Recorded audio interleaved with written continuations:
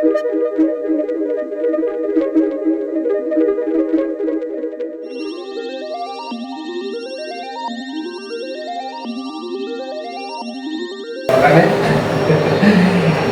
tal? Buenas tardes. Bueno, gracias por venir a la presentación del libro Pacto de Amor. Me llamo David Higueras, estoy aquí gracias a María Andara, gracias a María por haber hecho esto posible. Ahora os contaré un poco cómo empezó todo esto para que se hiciera posible hasta el día de hoy. Pacto de Amor, ahí tenéis a mi padre, si queréis el libro, y a mi madre, a mi mujer, a mis hijos que están por ahí. Al mayor no sé si lo veréis porque está escondido, aunque ahora lo vais a ver en una foto, si es pequeño. Pacto de Amor es un libro, es mi libro, en este caso la portada. Voy a empezar por la portada. La portada me la dibujó mi hijo mayor, para el Día del Padre, el Día de San José. Luego hay un cambio drástico y veo una glaciación total en todo el mundo. Todo estaba nevado y yo, aquello me sobresaltó, ¿no? O sea, entonces, qué sueño, ¿no? Qué impactante, qué vivido, qué fuerte. Entonces, empiezo a escribir en mi diario, que es el sueño que había soñado esa noche, cuando de repente una voz por mi oído izquierdo, y no he vuelto a escuchar voces, claro, en forma de susurro y en voz masculina, me dice: así, como si fuera así, la voz del aliento no tiene nada. Está curioso el tema este, ¿no? Y claro, empiezo y veo que tal Ricardo González, mes, viene a Monte Perdido, al Parador Nacional de Monte Perdido. Pues yo quiero conocer a este tío. Llamo al teléfono de información de... No hay hueco. Es imposible, ya todos los hospedajes están... Todo completo. Joder. Aquí veis la autocaravana. Este es el mayor, que ahora viene más alto que yo. Aquí mi mujer embarazada y aquí está Mari, que está aquí ahora mismo, pero era muy pequeñito. Y Paula estaba embarazada de Paula. Entonces, esto fue Monte Perdido y estábamos aquí con la caravana y lo pasamos muy bien, fue maravilloso el viaje, recomiendo la experiencia de autocaravana. Aquí estoy yo y aquí estaba María Andara sentada a mi lado. Esta foto me la hizo ella y aquí son vídeos de aquella noche. Ahora os cuento cómo empezó todo y cómo fue el despertar de este sueño que os estaba contando. Aquí está, creo, Josefa, aquí, con el pelo pelirrojo. Muchísimas gracias por llevarme en tu coche antiguo hasta la explanada aquella.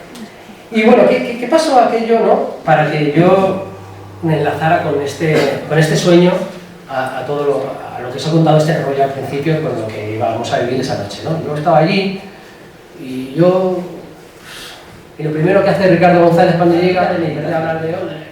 No había meditado en mi vida. Nunca.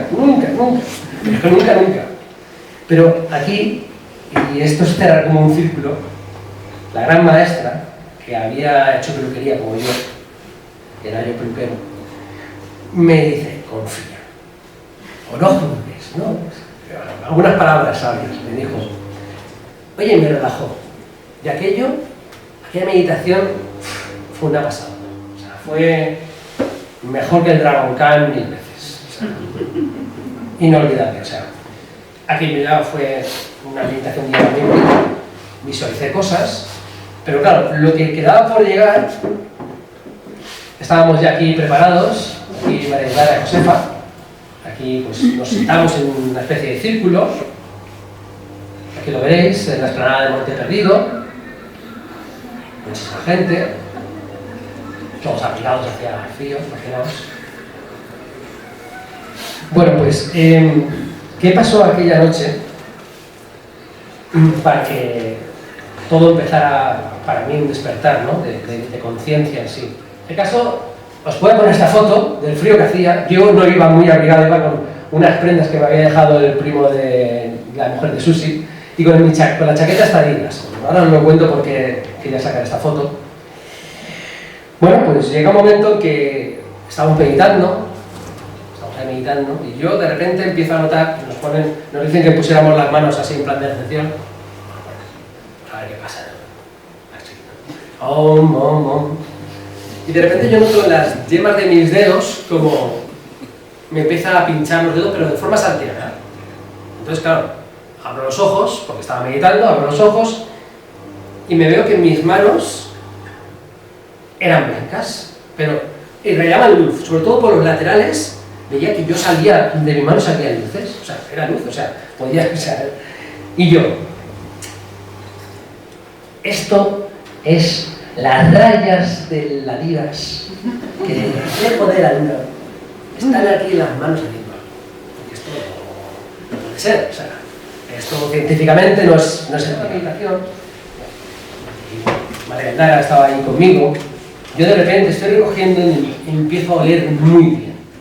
Empiezo a oler, yo respiraba, digo, ¿me huele aquí? Y yo le decía, ¿pero lo hueles? Y me decía, no. Y era un olor a nardos con rosas, como salen las flores. Eso lo he descubierto posteriormente en las procesiones, cuando tiran los nardos, y huele ese olor tan fuerte, tan singular, pero a la vez tan agradable. Entonces yo daba un paso, y daba otro paso, y de repente daba otro paso, y seguía. Y seguía, y me acompañaban ese olor hasta que llegué al arcén, dejé de pisar totalmente lo que fue el césped, así, y completamente se fue el olor. Aquello cambió totalmente, aparte que vine con una paz interior inmensa después del Monte Perdido. Y entonces, a raíz de todo eso, fue una consecuencia por parte de ellos que vinieran a verme, porque yo no venían, de repente yo sabía, desde entonces estaba mucho más pendiente de estar en el balcón de mi casa, de mi piso, en Valencia, y eso, y estar sentado y ver las estrellas. Y entonces fue una consecuencia de ellos venir a verme. Es que no hay un silbato ni hay un WhatsApp para poder llamarles. Esto fue parte culpa suya, ¿no? Y entonces en el 2017 fue en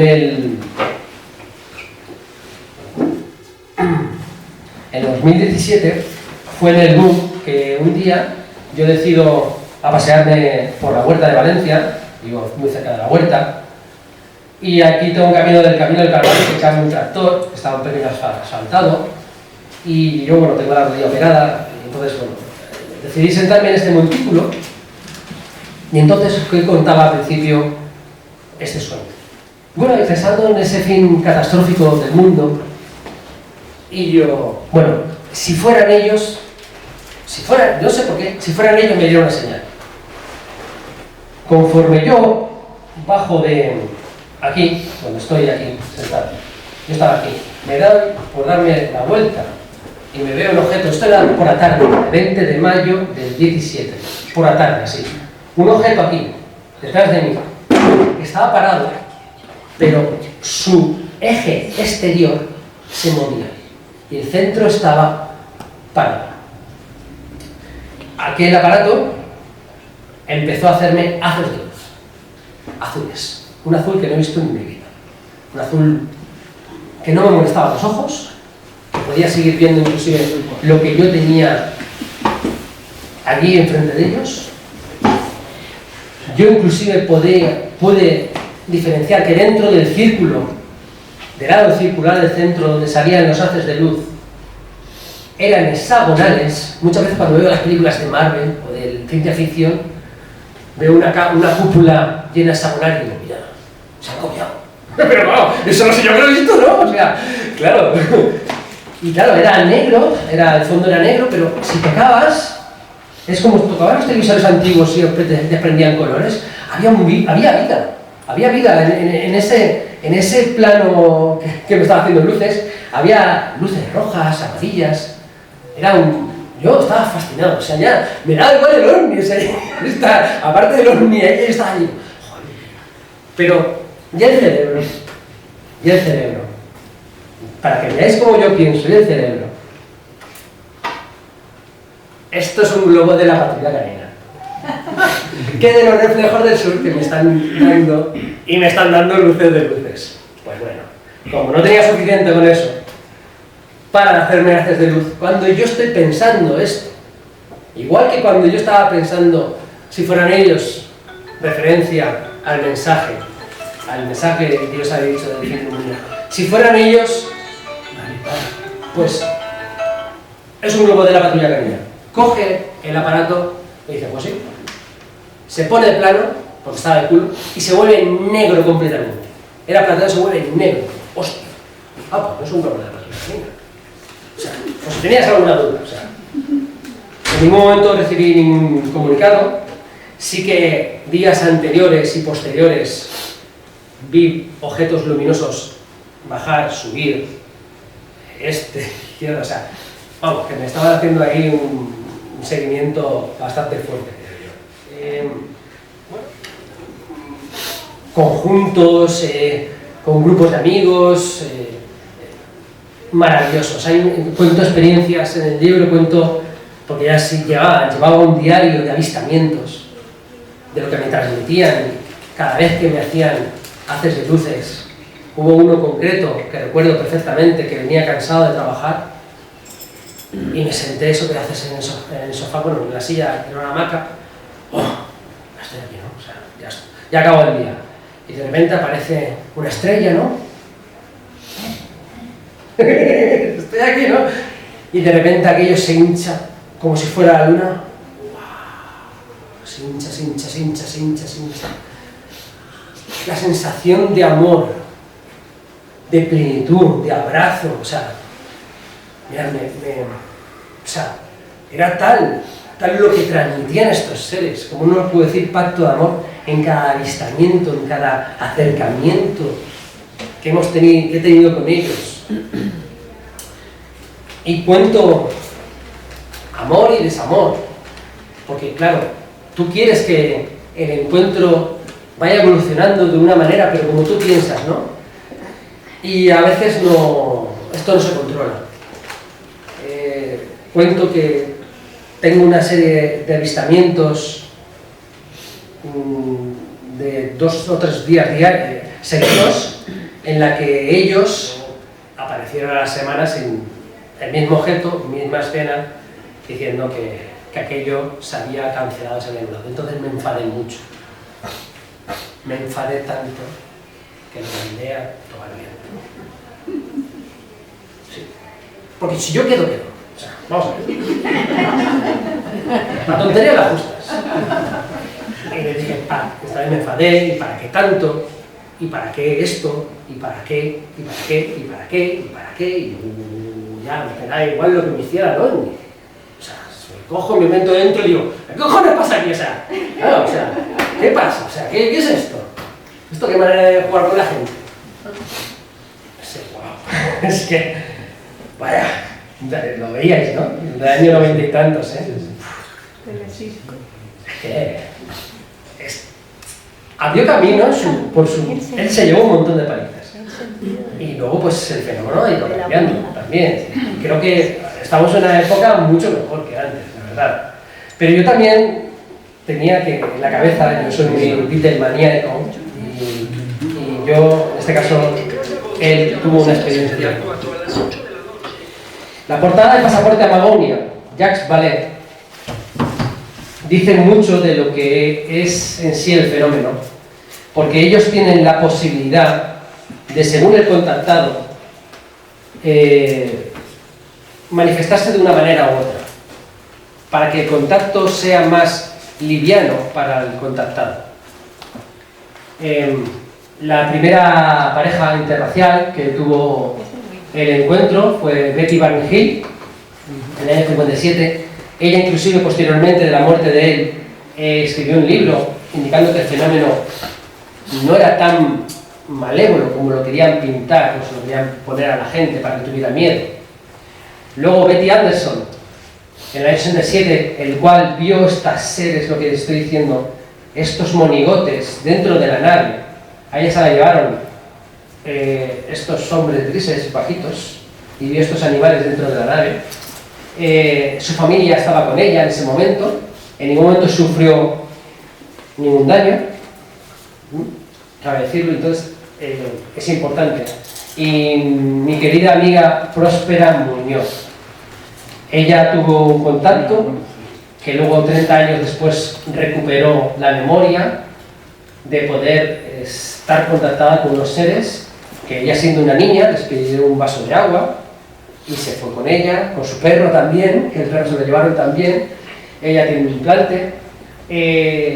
A pesar de ella nos recuerda con mucho amor. He estado con ella y nos entendemos muy bien porque hablamos prácticamente el mismo idioma, ¿no? Aunque ella es de Jumilla, Murcia, pero... entonces yo quería comentaros el caso, en este caso el caso Friol, ¿no? No sé si lo conocéis, si no Marcelino que lo conoce bien, creo. Sacado imágenes de aquí. Entonces, saltaban como monos, decía en este caso el vecino. Lo cuenta el señor José Manuel, el señor José Manuel empezaba indicándoles que bajaran con una linterna, que bajaran, ¿no? Ah, pero cuando bajaron se acojonó y se metieron dentro de casa. Claro, porque bajaron de verlo. Claro, es que verlo es fuerte. Entonces, claro, yo sé que Marcelino va a contar mucho mejor que yo. Luego quiso llamar a su hermano no lo tomaba en serio. No sé si lo conocéis, pero es muy interesante. Salieron de la nave, empezaron a andar así a saltitos. Y si no, luego, si quiere, Marcelino nos lo puede contar perfectamente este caso porque me parece muy interesante. La luz era muy enorme, muy grande, una gran expansión y toda blanca. Una esfera muy blanca. Y tenía un sonido como abejas de trozos de miel. Pero un sonido muy grande, muy enorme. Estaba allí en esos coches y yo les decía, baja, una linterna que tenía roja, que me acuerdo ahora. Ya baja. Y ahora vi que venían hacia mí, fue cuando me escapé. Yo me fui para casa. Sí, con el miedo que tenía, claro. Y desde la ventana yo vi que andaban por aquí todo, circulando. Dentro del aparato salieron tres, esos tres hombres que salieron de allí del aparato. Era igual que a monos, iban tres formados, iban saltando igual que a monos. Al día siguiente vine el rastro, que había la de esa noche heló, y se veía el rastro de ellos como nada. Y de otra cosa no era, que eran de ellos. Las personas eran así, largas y estrechas, como a 2 dedos, no eran muy anchas, eran estrechas. Luego quería comentar, y me da permiso, mi buena amiga Lola me lo pasó, y entonces ella salió con su nieto y con una amiga a ver las luces de... Muy bien. Bueno, prosigo. Entonces, a ver, ¿qué pasa aquí? Hola, David. Vale. Bueno, pues lo del ovniense, pues fue que estuvimos casi todo el verano. Bueno, estuvimos un tiempo así con mis nietos y mi sobrino amigo de aquí del pueblo y estuvimos subiendo a la montaña. Fijaos aquí las ventanas. Y una de esas veces ¿Cómo se apaga el nos llevábamos la cena y una alfombra, nos tirábamos ahí a mirar acostados y cuando bajamos abajo mi nieto dice, ¿eso qué es? Y entonces yo dije, madre mía, y estaban abajo, no estaban arriba en el cielo, estaban en la parte de abajo de la montaña, en un sitio donde no hay nada, ni casas, ni, ¿sabes? No hay una urbanización, no hay nada en ese sitio. Entonces ahí es donde lo vimos, o sea, fue muy bonito. Yo pedía que nos llevaran a dar un paseíto. Bueno, pues eso no pasó. Ningún otro día ya Yo dejo los audios cuando están viendo. que va a saltar en la montaña. Se apagaba y se encendía como... Se ven que se encienden y se apagan. Como otros muchos casos. Aquí la miramos y no se ve, no se enciende y se apaga. Yo les leía a mis hijos cuando eran pequeños Ami, el niño de las estrellas. Y hubo un momento, cuando leía el primer libro, o no recuerdo si el primero o el segundo, que Ami le cuenta a Pedro cómo otras planetas habían evolucionado, y cómo habían evolucionado, y cómo se habían reencontrado con sus hermanos mayores, y cómo era el reencuentro, cómo se lo explicaba tan bien Enrique Barrios, que me salía una lagrimilla, porque era tan bonito, tan idílico, ¿no? Por así decirlo, ¿no? La gente que normalmente no ha tenido un avistamiento es difícil que lo crean, e inclusive tengo la... Bueno, pues claro, al escribir el libro, pues claro, imaginaos, ¿no? Unos amigos me dijeron, ¿qué te has fumado? Y yo, sí. Claro. ¿Cuándo fue ese vídeo del Mediterráneo? Ese vídeo fue el Mediterráneo, pero pues...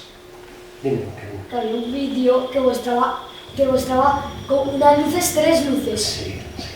Como eso.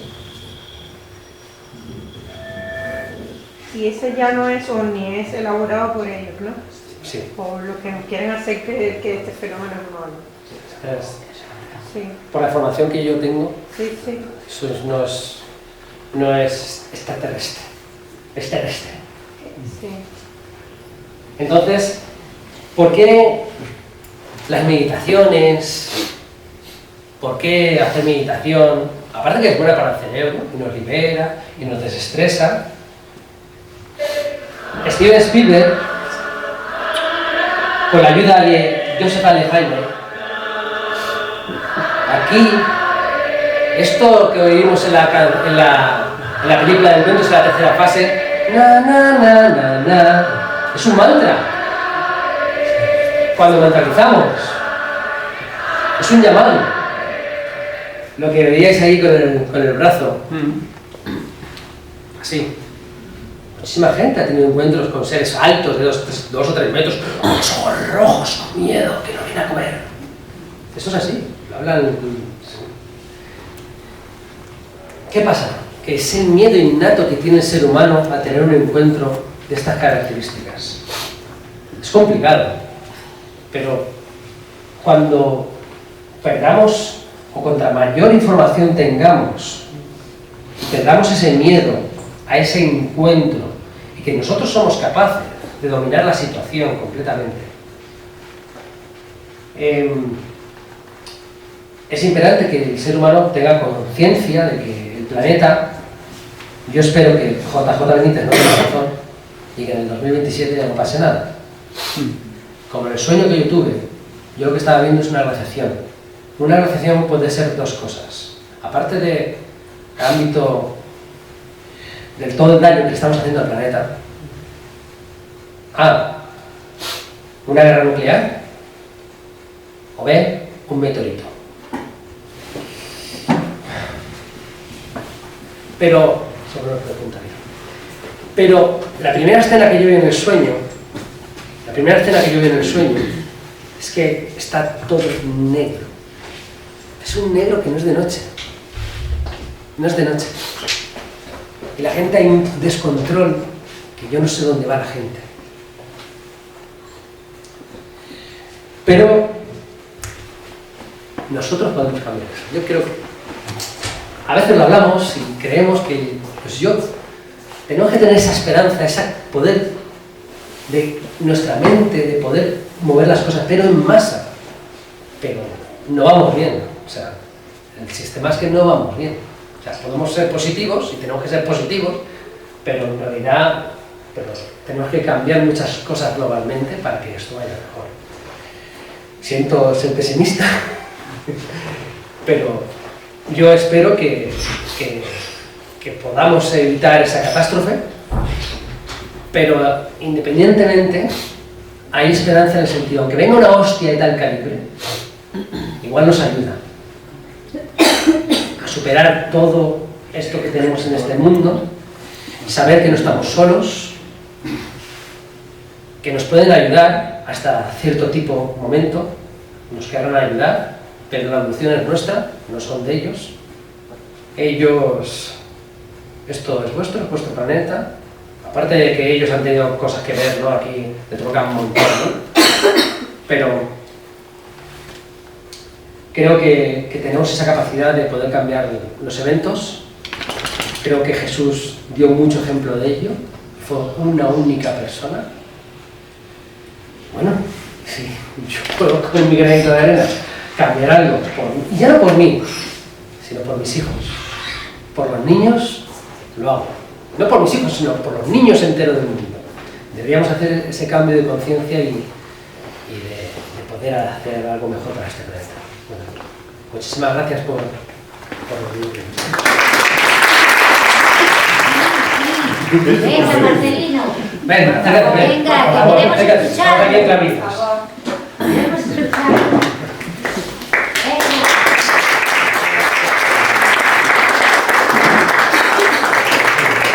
Gracias por venir.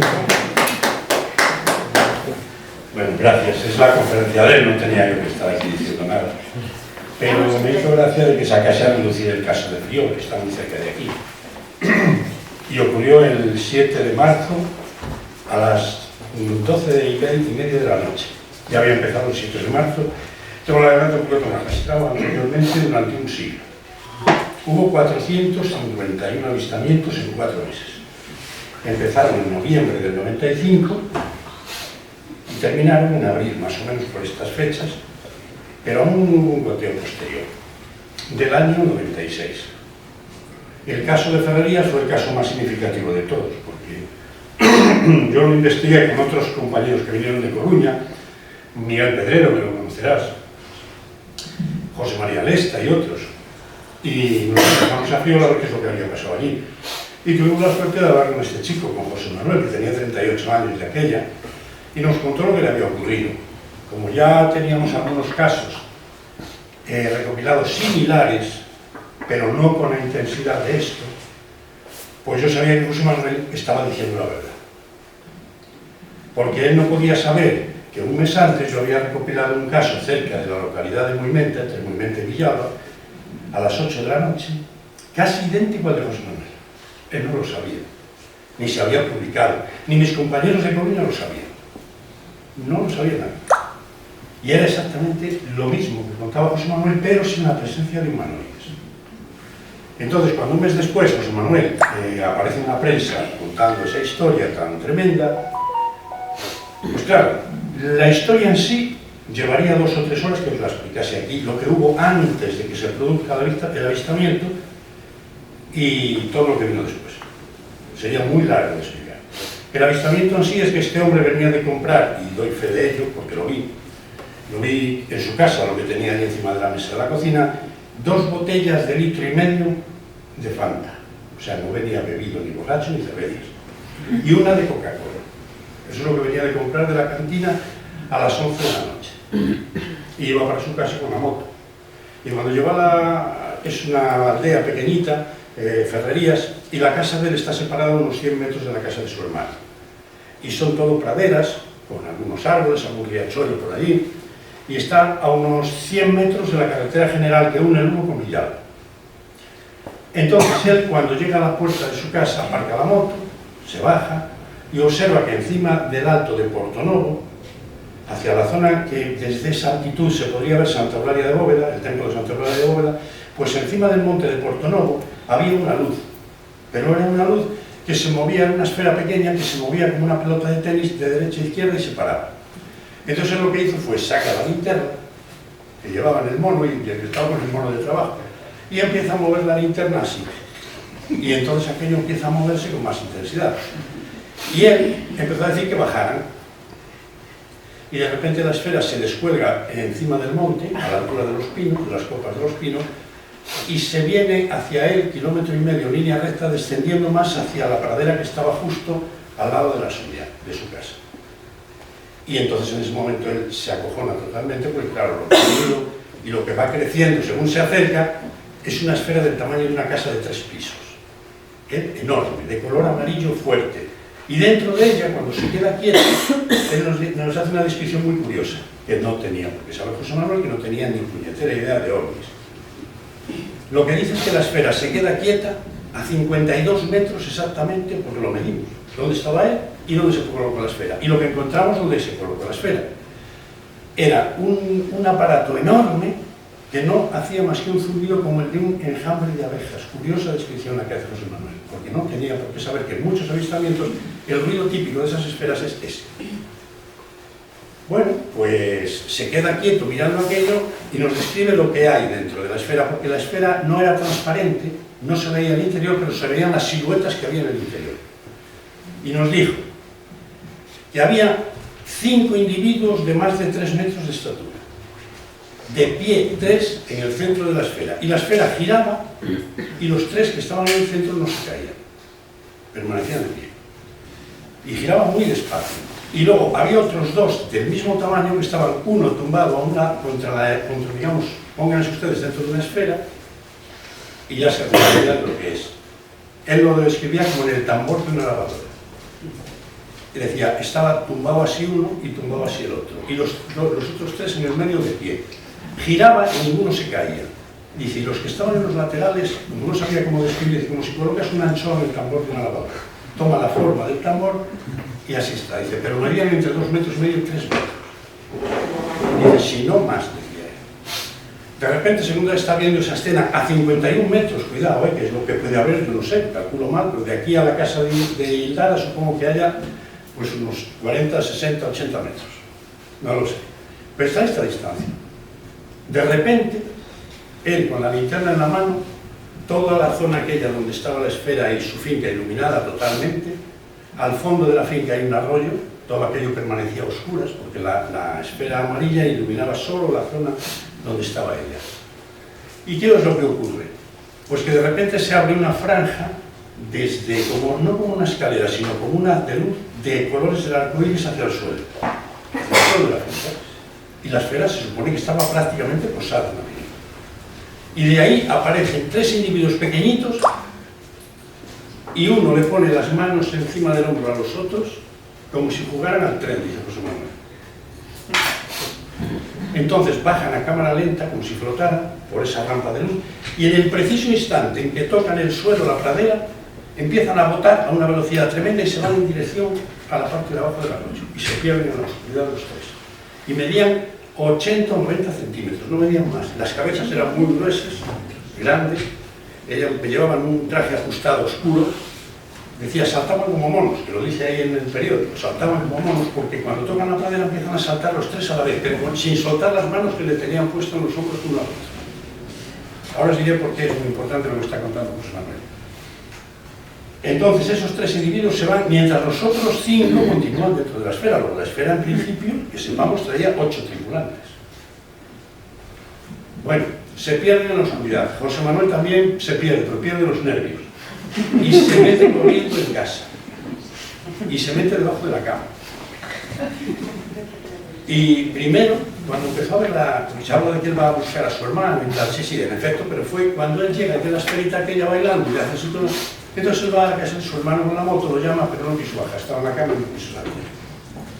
Entonces nada, él volvió allí y es cuando ocurre toda esta escena. Y ahora viene lo bueno.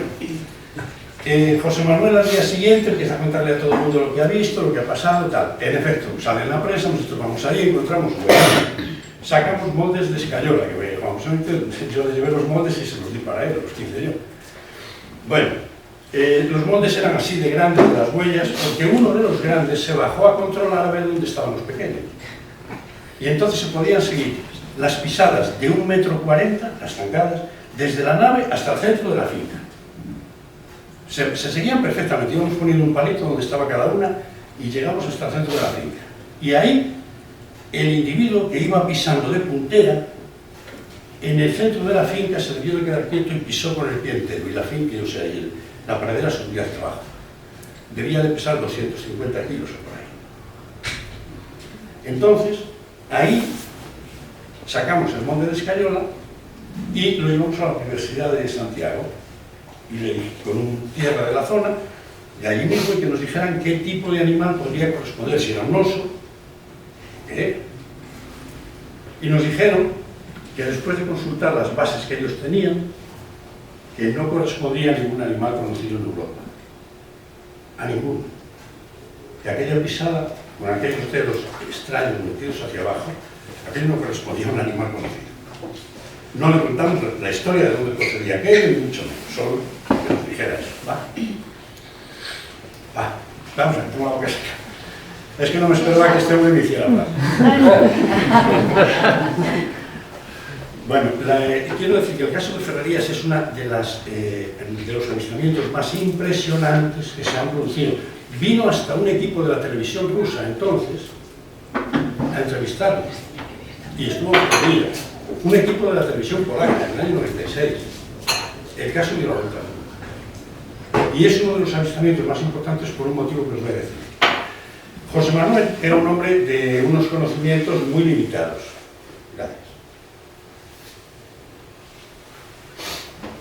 Sabía leer y escribir, punto, final. No era una persona que leyese periódicos, revistas, no, nada de eso. Él andaba con su mamá, punto. Y hacía bien.